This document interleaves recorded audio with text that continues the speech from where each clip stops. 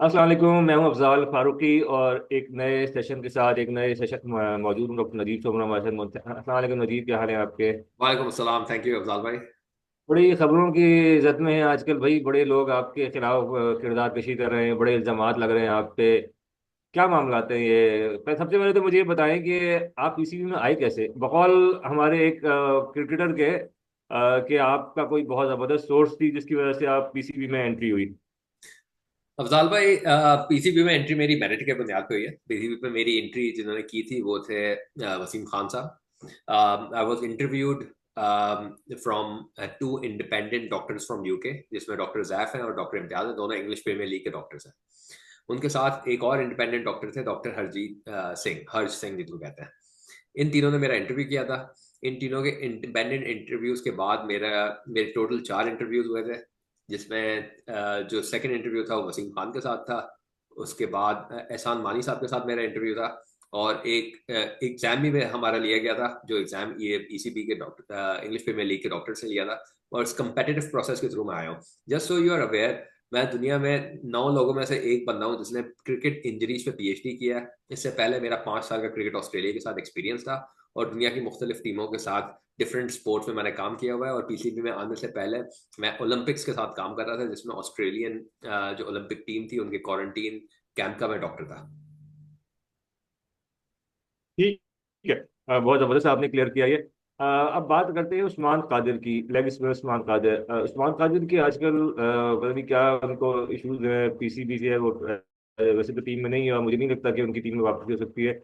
एक अपडेट उनके मुताबिक ये भी है कि वो आज वापस ऑस्ट्रेलिया आ गए हैं, तो शायद आपको कभी मेलबर्न की सड़कों पर नजर आ जाए घूमते हुए। उस्मान कादिर ने आपके अगेंस्ट एक बात कही कि सितंबर 25 2022 को उनको एक इंजरी हुई है। पाकिस्तान इंग्लैंड की सीरीज थी कैच लेते हुए, और वो कैच तो उन्होंने ले लिया, बट उनके थंब, राइट थंब में एक इंजरी हुई, जिसको आपने ट्वीट किया। और इनिशियल जो उन्होंने ये बात कही कि एक्सरे हुआ और एक्सरे में ये चीज सामने आई कि फ्रैक्चर है, और आपने उनको क्लेम किया कि ये हेयर लाइन है, it would be better in couple of weeks और सो। और क्योंकि next month Pakistan world cup खेल रहा था, और एमसीजी में पाकिस्तान का पहला मैच था इंडिया से 22 अक्टूबर को। तो क्या मामला था उस्मान की इंजरी के हवाले से? क्या बताना चाहेंगे? क्या वो कंपाउंड फ्रैक्चर था, सीवियर फ्रैक्चर था, कोई सर्जरी रिक्वायर्ड थी, या क्या था?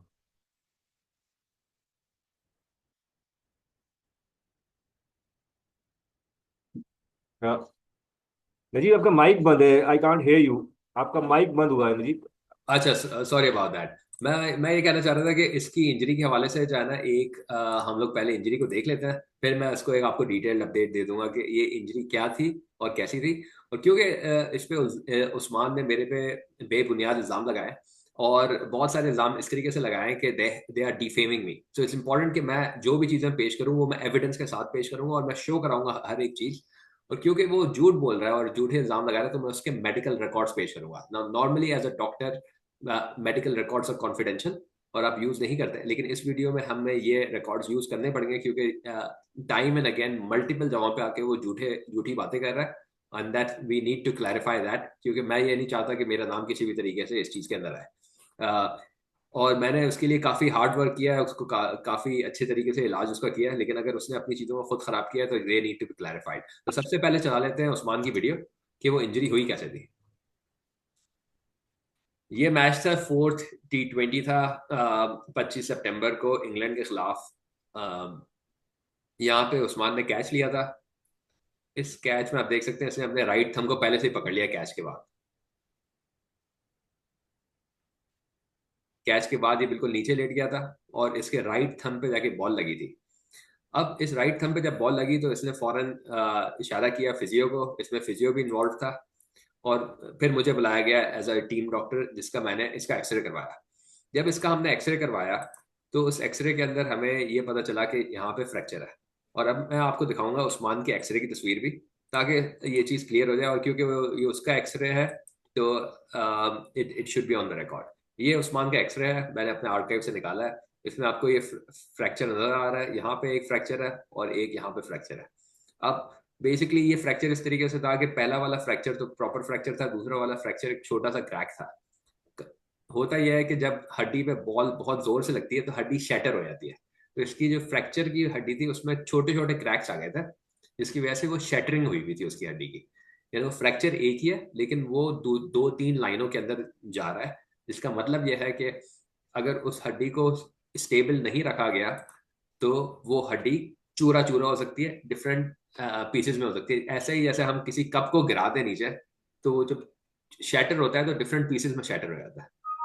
तो शैटर इस टाइप की फ्रैक्चर उसकी को इंजरी। कहते क्या जी, इस फ्रैक्चर को कहते क्या, मतलब आपके टेक्निकल टर्म्स में, ऑर्थो के टर्म्स में इसको कहते क्या है? जी एक्सेलेंट। इसको इसको कम्युनेटेड फ्रैक्चर कहते हैं। कम्युनेटेड फ्रैक्चर का मतलब यह है कि ऐसा फ्रैक्चर जिसको डिफरेंट हिस्सों में वो टूट गया। फ्रैक्चर एक ही होता है लेकिन उस लाइन के अंदर डिफरेंट जो है ना वो उसके फ्रैगमेंट्स हो जाते हैं। तो बेसिकली कम्युनेटेड फ्रैक्चर ये होता है।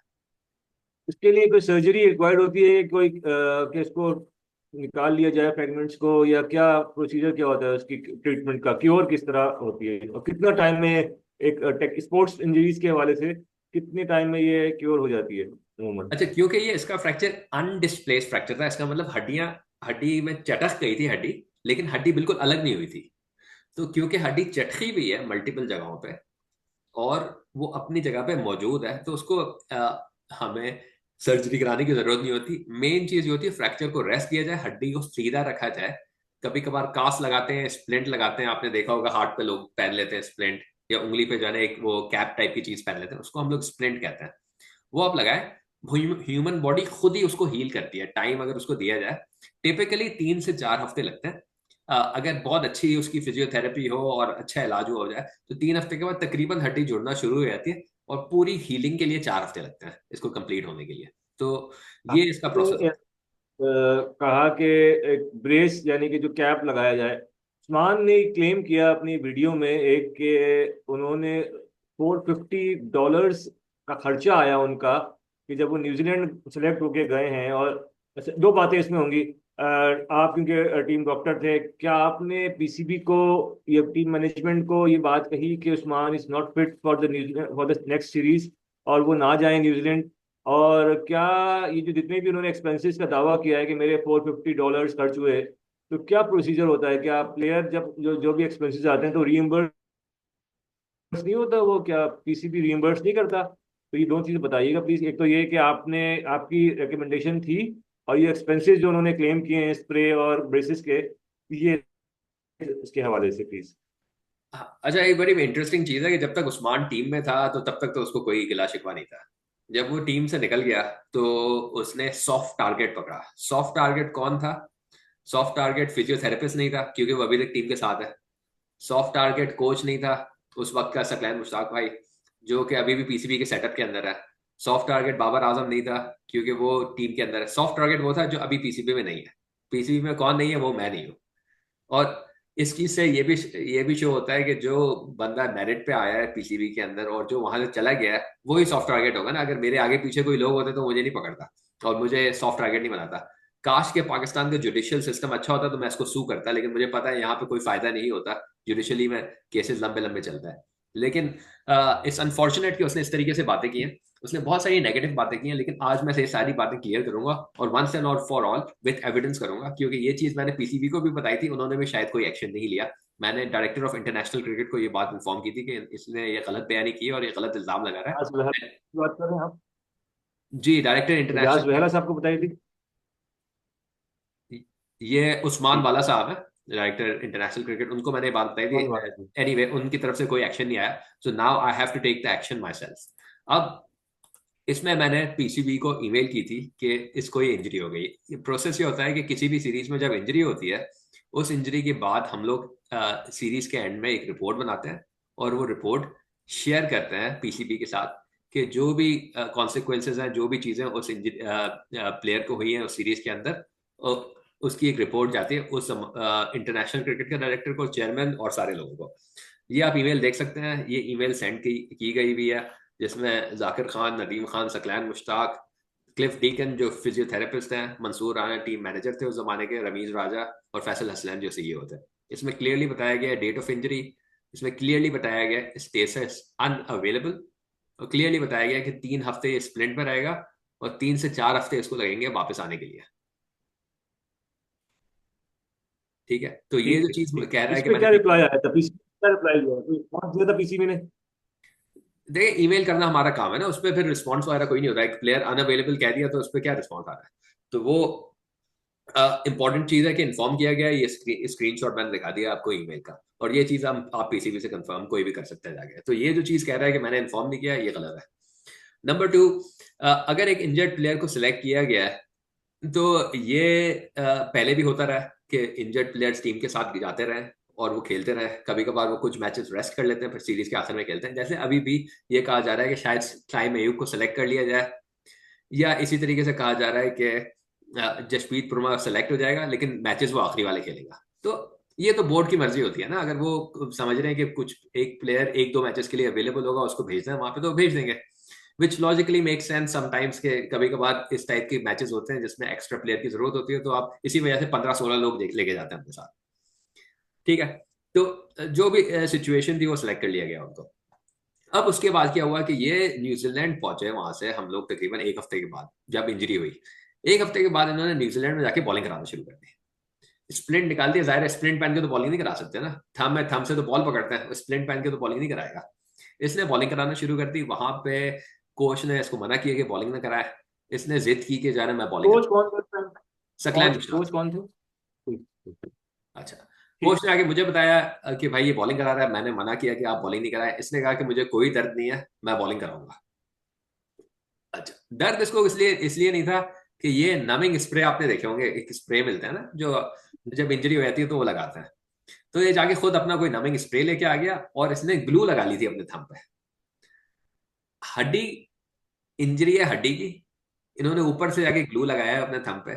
पता नहीं कहाँ से ये इलाज कराते हैं, किससे पूछते हैं और किस तरीके से करते हैं ये। This is the calibre, this is the intellect of the person, के ऊपर से वो ग्लू लगा रहा है कि समझ रहा है कि अंदर जुड़ जाएगी हड्डी। ठीक है, उसके ये बाद इन्होंने वो नमिंग स्प्रे ली। वो नमिंग स्प्रे $9 का मिलता है। अब ये $450 बोल रहे हैं, तो अपनी वो रसीद दिखा दें हमें। ट्रैवलिंग अलाउंस भी शामिल कर लिया हुआ ना उन्होंने इसमें? क्या चीज शामिल कर ली होगी? ट्रैवलिंग ट्रैवलिंग अलाउंस, ट्रैवल करने स्प्रे का भी ट्रैवलिंग अलाउंस होगा, आई डोंट नो। वैसे स्प्रे का वैसे वो ट्रैवलिंग $8 या $9 का अलाउंस, स्प्रे मिलता टैक्सी है, वो का कहीं किराया किसी भी भी दुकान से मिल और जाता है। इसमें ऐड कर लिया होगा। हाँ, वो थोड़ी देर के लिए नम कर देता है। अब वो थोड़ी देर के लिए नम करते हैं, बार बार आप उस स्प्रे को लगाते रहे तो वो नम करता रहेगा। जब एक चीज नम हो जाती है, वो महसूस नहीं होती, तो जाहिर है दर्द भी नहीं होगा उसके अंदर। अब वो उन्होंने अपने कच्चे फ्रैक्चर के ऊपर बॉलिंग कराना शुरू कर दी। तो वो एक जो कच्चा फ्रैक्चर था जिसकी डिफरेंट वो निकली हुई थी, वो चटक गया पूरा। वो चटक गया तो वो डिफरेंट टुकड़ों में चटक गया। क्योंकि जब बॉलिंग करा रहे होंगे तो जब बॉलिंग को बॉल सख्त होता है, पकड़ना होता है। किसी बैट्समैन ने मारा भी होगा इनको, इन्होंने कैच भी पकड़ा होगा, फील्डिंग भी की होगी, तो वो लगा होगा। तो मल्टीपल जगहों पे चटा किया इनका अंगूठा।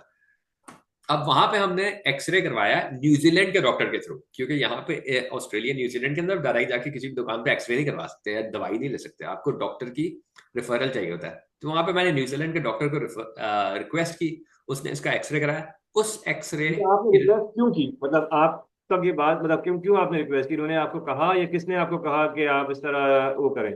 ये जिद करने लग गया वहां पे कि देखिए मैं बॉलिंग करा रहा हूँ, मुझे दर्द नहीं हो रहा, मुझे मैच खिलाए। इसने जिद किया। मैंने कहा भाई आपकी इंजरी जो है वो हील नहीं हुई होगी, सिर्फ 2 हफ्ते हुए हैं, 2 हफ्ते में पॉसिबल नहीं है। इसने जिद किया कि मेरी इंजरी हील हो गई है और मैं खेलना चाह रहा हूँ।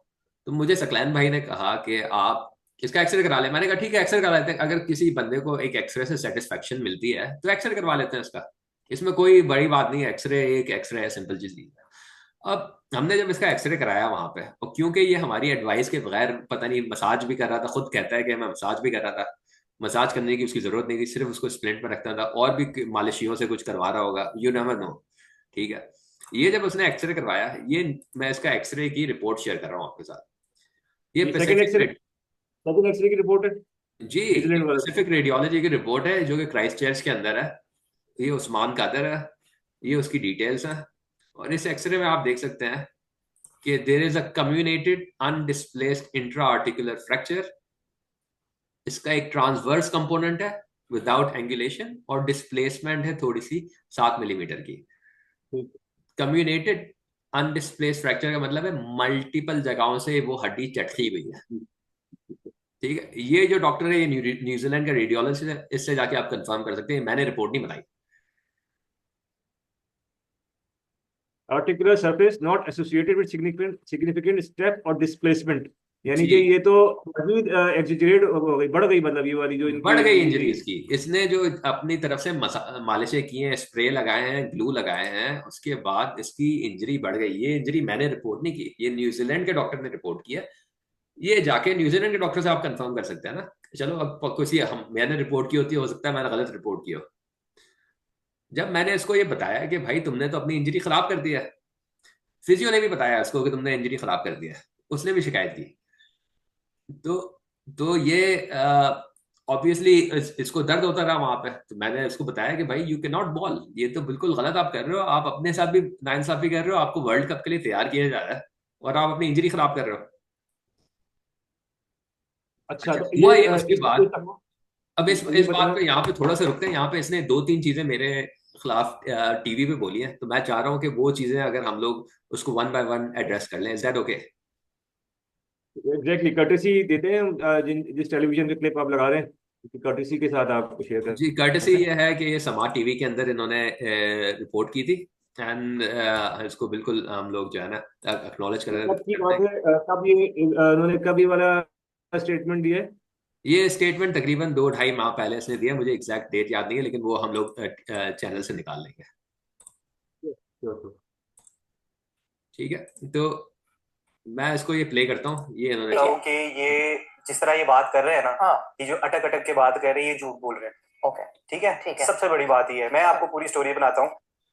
अफजाल भाई अटक अटक के जो बात करते हैं वो झूठ बोलता है। डज ये दैट मेक स्टटरिंग जो सेंस? है, ये जो कि वो स्टटरिंग करता है, स्टटरिंग अगर किसी के खुदा ना खाना, आपकी तो अल्हम्दुलिल्लाह ऐसी कोई बात नहीं है। तो क्या तो ये खुद भी तो अटक अटक की बात कर रहे हैं, तो क्या ये भी झूठ बोल रहे हैं? पता नहीं है, इनके हिसाब से जो भी स्टटर करता है या थोड़ा सा अटकता है बोलते हुए, वो झूठ बोलता है। That's the level of intellect. ठीक है, कि इनसे पहले सबसे पहले ये पूछा जाए कि आप पीसीबी में कैसे आए थे। जिसकी इतनी बड़ी सिफारिश होती है ना, वही पीसीबी में आ सकता है बगैर कोई चीज दिए हुए। और मुझे गुस्सा इसलिए इतने इनके अगर मेरी इतनी बड़ी सिफारिश होती तो मैं आज पीसीबी के अंदर ही बैठा होता। एग्जैक्टली। ऊपर इतना आ रहा है क्योंकि इनकी तो जुबान ही नहीं मिलती किसी से। ये तो प्लेयरों के तरले कर रहे होते हैं, मुझे इधर ले जाओ, मुझे इधर ले जाओ, मुझे उधर ले जाओ। चले, ये तो अलग बात है। मैं अब आपको इनकी स्टोरी सुनाता हूँ। अब देखें, ये साइड लाइन पे हो गया, he is trying to attack the character. Main चीज पे आने के बजाय साइड लाइन पे कैरेक्टर असैसिनेशन कर रहे हैं। My character can be acknowledge by any player, Babar Azam, Rizwan, Iftikhar, कोई भी बड़ा प्लेयर, किसी से भी आप, Shadab, nobody is gonna say anything. In fact if anything वो पॉजिटिव चीजें मेरे लिए बोलेंगे। इनफैक्ट रिजवान की तो मेरे साथ एक वीडियो है जो कि आजकल पाकिस्तान के कैप्टन है, जो कि एक्नॉलेज करते हैं कि किस प्रोफेशनलिज्म से मैंने पाकिस्तान टीम में काम किया। We would like to see मुझे बॉल दैट लगा। Video as well. जी अफजाल भाई, सॉरी, गो अहेड। मैं कह रहा हूँ कि वो वीडियो रिजवान वाली भी आप दिखाइएगा अगर पॉसिबल हो। वो मेरे ख्याल से इसको बाद में करते हैं, पहले इस चीज पे हाँ, फोकस तो करते हैं। ठीक है, ठीक है, नो प्रॉब्लम। मेरा अंगूठा स्वेल था। हाँ। इन्होंने फॉरन मेरा एक्सरे करवाया। ठीक है, राइट। ये हम किस सीरीज की बात करें? कब की बात? इंग्लैंड और वर्सेस पाकिस्तान में, जिसमें मैंने डाइव करके कैच किया। बिल्कुल, डाइव किया तो बॉल इधर से लग के मेरे हाथ पे कैच हो गया। ठीक हो गया, मुझे हो गया फ्रैक्चर। मैं बाहर आया, मैंने साइकी भाई को दिखाया, मैंने कहा साइकी भाई मेरे से अंगूठा नहीं बैंड हो गया। साइकी भाई कहते कोई बात नहीं, मुझे नजर आ रहा है, कोई मसले वाली बात नहीं, आप ना एक्सरे करवाओ जाके। ठीक, मैं एक्सरे के लिए चले गया। डॉक्टर ने बोला एक फ्रैक्चर, वो भी hairline. Okay, hairline fracture. Fracture वो नहीं कि बिल्कुल ही हड्डी टूट गई, हेयर लाइन फ्रैक्चर। ठीक, ये ठीक हो जाएगा विद इन 2 से 4 वीक्स, जो इन्होंने बोला। ठीक है, ठीक हो गया। कोई भी डॉक्टर 2 हफ्ते का नहीं बोलेगा फ्रैक्चर को हील करने के लिए। मैंने इनको यही बताया था कि मिनिमम 3 से 4 हफ्ते लगेंगे। और आप इनसे ये पूछें कि जब मैं इंजर्ड हो गया, आपने पीसीबी को बताया कि उस्मान इंजर्ड हो गया है, तो आपकी इतनी अथॉरिटी नहीं है कि आप पीसीबी को ये कह सकते हैं कि मेरी जगह किसी और लड़के को लेके जाएं। तो फिर आप डॉक्टर की डोमेन नहीं है, वो सिलेक्टर्स का डोमेन है। वो इनका भी डोमेन नहीं है, क्योंकि इन्होंने बोला ही नहीं आगे मेडिकल क्लियरेंस। एग्जैक्टली, क्लियरेंस इन्होंने दी कि ठीक हो जाएगा। हाँ, इस चीज पे मैं एविडेंस दिखा चुका हूँ कि मैंने पीसीबी को इन्फॉर्म किया है और ईमेल एविडेंस दिखा। उनको ये बात पता थी क्या, उस्मान को ये बात पता थी कि आप ईमेल कर चुके हैं पीसीबी को इस हवाले से? Of course he knew it, सबको पता थी। क्या हेड कोच ने नहीं बताया होगा इनको? ठीक, ठीक।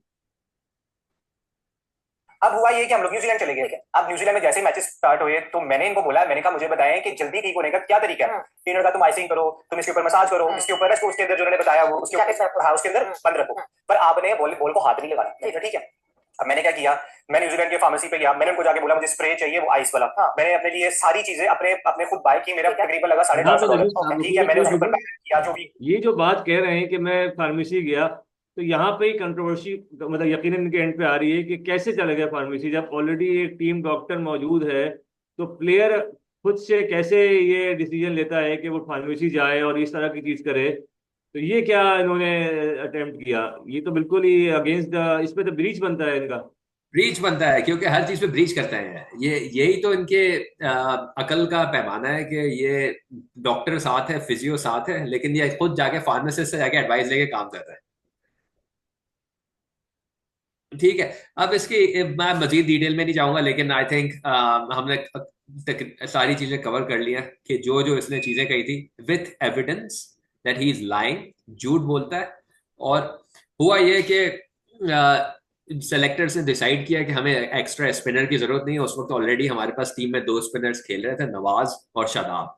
तो तीसरे स्पिनर की ऑस्ट्रेलिया में जगह बनती नहीं थी।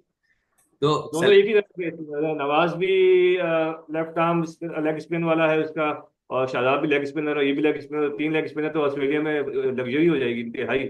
हाँ, तो सेलेक्टर्स ने ये डिसाइड किया, फखर जमान को उन्होंने टीम में लिया। उस वक्त न्यूजीलैंड की सीरीज में फखर जमान इंजर्ड थे, लेकिन उसके बाद उनकी रिकवरी हो गई तो वो फिर वर्ल्ड कप की स्क्वाड में आ गए। इनफैक्ट वर्ल्ड कप के दौरान फखर जमान इंजर्ड हुए तो फिर भी उन्होंने उस्मान को नहीं लिया, वो ट्रैवलिंग रिजर्व में था। वो लेके आए हारिस विकेट कीपर को। आपको याद होगा उन्होंने फिर साउथ अफ्रीका के खिलाफ मैच में रन बनाए थे। बिल्कुल। तो he was never in the plans of the selectors. ये मेरी वजह से सिलेक्ट नहीं हुआ या डी सिलेक्ट नहीं हुआ। नंबर 2, मैंने आफ्टर द वर्ल्ड कप जब ये बिल्कुल अनसेलेक्ट हुए थे, I went out of the way, मैंने इसको एक गुड लक विश की। मैंने कहा नो हार्ड लक, आप सेलेक्ट नहीं हुए, आप अच्छे प्लेयर हैं, आपकी जो है टीम में जगह बनेगी, you will come back. Positive चीज करनी चाहिए ना। जब प्लेयर ऊपर होता है तो सब उससे बात करते हैं, जब प्लेयर नीचे जाता है तो मेरी आदत यह है कि जो भी बंदा नीचे हो तो मैं उसकी उसकी भी हेल्प करूं और उसके साथ भी अच्छे ख्यालात का इजहार करूं ताकि उसका कॉन्फिडेंस ऊपर जाए। मैंने इसको मैसेज किया तो इसने कहा कि क्या आपको नहीं लगता था मैं वर्ल्ड कप खेल सकता था? मैंने कहा आप खेल सकते थे, क्योंकि आपकी इंजरी को तो तब तक वर्ल्ड कप के दौरान तो हील हो जानी थी। क्योंकि 25 सितंबर को इंजरी हुई है, वर्ल्ड कप स्टार्ट था 22 अक्टूबर को, 4 हफ्ते हो जाते उस वक्त तक। लेकिन उसने खुद अपना सही वो नहीं किया, चीजों को उसने ख्याल नहीं रखा। That's why he is out. And I guess अगर ये सिर्फ मेरी बात होती तो फिर भी आगे की बात थी। अब तो उसको पीएसएल की टीम्स भी नहीं लेती, उसको डोमेस्टिक क्रिकेट वाली टीम्स नहीं खिलाती। तो it's unfortunate if you have a psyche like this, negative psyche, और दूसरों के लिए आप गलत करेंगे तो अपने साथ भी गलत होता है। डेफिनेटली। नजीब, मैं एक बात इसमें आपसे पूछना चाहूंगा कि जैसे इन्होंने एक बात मेंशन भी की थी वीडियो में भी अपने, कि इनको 2012 में भी एक इंजरी हुई थी, इसके बाद इनके स्टिचेस आए थे उसी थंब पे। तो जो आपने मुझे एक्सरे दिखाया तो उसमें आपने 2 जगह, तो क्या उस पुरानी इंजरी के भी कोई स्कार्स थे बोन पे, या आपको पता था कि, और जब आप एक्सरे करेंगे तो जो प्रीवियस इंजरीज के भी स्कार ऑलरेडी होगा, उससे कोई लिंक इसकी वजह से भी कि इंजरी बढ़ी इनकी, जो इनकी उस वक्त 10 साल पहले जो इंजरी हुई थी और फिर 10 साल बाद इसी तरह उसी थंब पे सेम इंजरी हुई? नहीं सर, ये 10 साल के अंदर तो हड्डी हड्डी हड्डी तो 4 से 6 हफ्ते में हील हो जाती है ना। तो देर इज नो सिर्फ नो कनेक्शन विद एन। खाली ये तो क्रिकेट खाली खेलता था, सिर्फ। उसके बाद उसने मल्टीपल सीरीज मल्टीपल मैच खेले विदाउट एनी इश्यूज, बॉलिंग कराता रहा है। तो उसका उससे कोई ताल्लुक नहीं है। Thank you. I would like you to sum up what we have discussed in English so that our English audience can also know what's happening with you, the defamation and all. I think the important thing over here is that there were some allegations leveled by Usman Qadir, the cricketer, against me. I tried to answer those allegations. I will keep it to the medical points. The main thing was that he was told that he's got an injury, but he went against the medical advice, put different chemicals on his thumb, including a glue, including some cold sprays, and doing all sorts of other things that were unwarranted. He was advised to keep it in a splint for 3 weeks, and then we will reassess. He kept bowling after a week after the injury, and then exaggerated his injury, which caused which caused an increase in the number of fracture site, and also increase in the complexity of the fracture, which was then confirmed by the New Zealand doctors. I won't go into all the details of that, but because he's put an allegation on me, it was important that I come up with facts and figures to refute that. Thank you very much doctor Najeeb. आपने बहुत अच्छी तरह explain किया अपना view point हमें। इस videos जो आपने शेयर की उससे उस्मान का भी व्यू पॉइंट उनका मालूम हुआ। We are open to everyone who wants to player. अगर उस्मान चाहें तो हमसे रब्ता करके अपना व्यू पॉइंट भी दे सकते हैं इस हवाले से। इंशाल्लाह नेक्स्ट एपिसोड में नए टॉपिक के साथ मुलाकात होगी। तो काइंड ऑफ अल्लाह हाफिज।